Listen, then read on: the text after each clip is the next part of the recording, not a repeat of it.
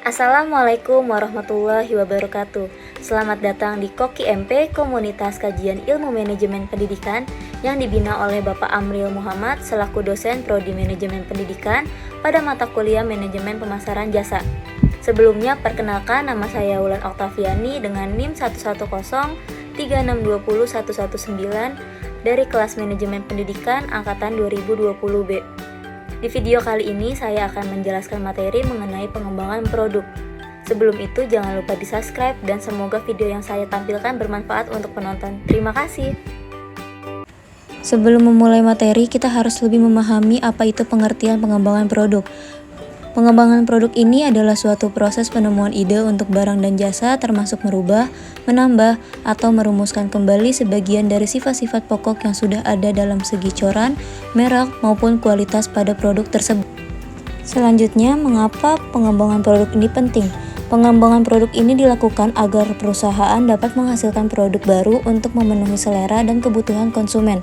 Pengembangan produk harus dilakukan sebagai kebijakan perusahaan dalam mengelola produknya agar dapat mempertahankan kelangsungan hidupnya dengan cara berusaha meningkatkan atau mempertahankan laba yang didapatkan selama ini.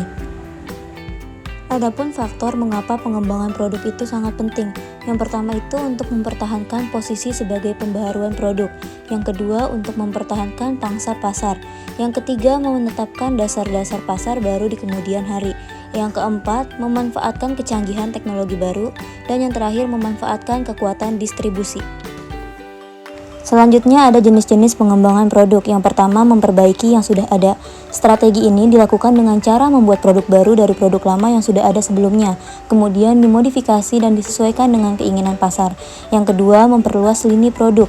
Biasanya alasan pelanggan dalam membeli sebuah produk adalah karena nilai yang akan mereka terima dari produk tersebut. Dengan begitu perusahaan perlu memperkuat lagi nilai produk dengan cara menawarkan fitur premium, meningkatkan kualitas produk dan juga dukungan pelanggan. Yang ketiga, menambah produk yang ada. Misalnya seperti menawarkan contoh atau sampel produk yang kita punya secara gratis akan membuat para pelanggan ingin membeli produk yang kita miliki. Dan yang keempat, meniru strategi pesaing. Misalnya kita bisa menyesuaikan beberapa produk dan menjadikan produk tersebut lebih spesial untuk menargetkan golongan pelanggan tertentu. Dan yang terakhir, menambah lini produk.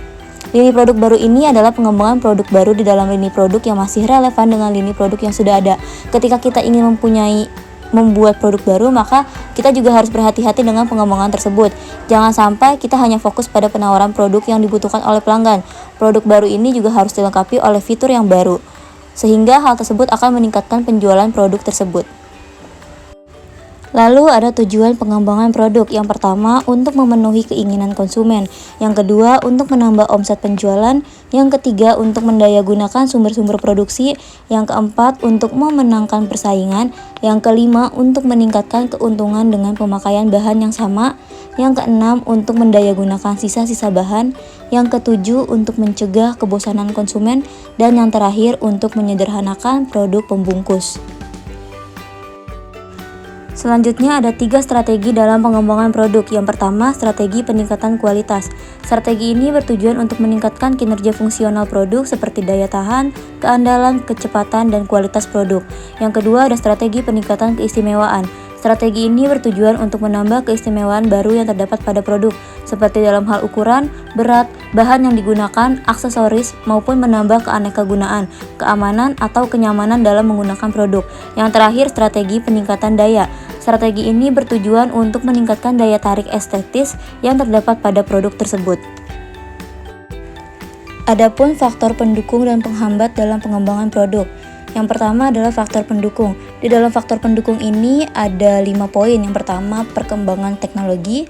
Yang kedua, mendukung untuk perubahan selera konsumen. Yang ketiga, adanya keinginan untuk meningkatkan laba di perusahaan tersebut. Yang keempat, adanya kapasitas produk berlebihan. Yang kelima, siklus hidup produk yang lebih pendek. Lalu, adapun faktor penghambat dalam pengembangan produk. Yang pertama, kekurangan gagasan mengenai produk baru yang penting di bidang tertentu. Yang kedua, pasar yang terbagi-bagi karena persaingan yang ketat. Yang ketiga, kendala sosial dan pemerintah dan kekurangan modal. Yang keempat, mahalnya proses pengembangan produk baru. Dan yang terakhir, waktu pengembangan yang lebih singkat. Sekian yang bisa saya sampaikan, kurang lebihnya mohon maaf. Dan untuk teman-teman jangan lupa untuk di like, comment, and subscribe. Sekian dari saya. Wassalamualaikum warahmatullahi wabarakatuh.